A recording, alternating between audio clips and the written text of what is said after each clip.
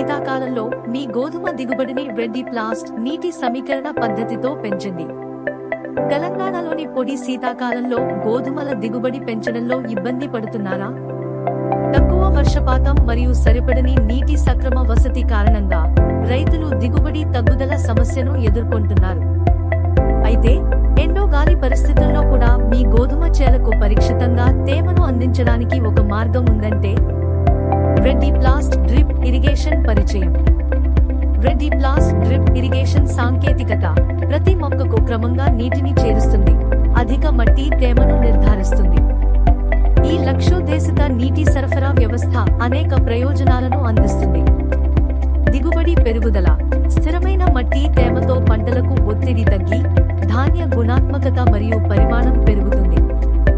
నీటి పొదుపు, కేవలం వేర్ల వద్ద నీటిని చేరుస్తూ నీటి వినియోగాన్ని తగ్గిస్తుంది, మీకు ఖర్చులు తగ్గుతుంది.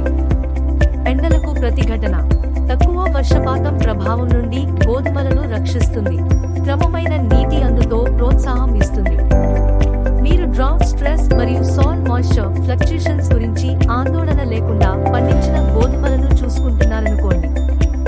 రెడ్డి ప్లాస్ డ్రిప్ ఇరిగేషన్ సహాయంతో మీ పంట మరింత పటిష్టంగా, సుస్థిరంగా ఉంటుంది. సుస్థిర వ్యవసాయ ఉద్యమంలో చేరండి. ఈ శీతాకాలంలో మీ నీటి సమీకరణ పద్ధతిని మెరుగుపరచండి మరియు రెడ్డి ప్లాస్తో మార్పును చూడండి. మీ గోధుమ దిగుబడిని పెంచండి.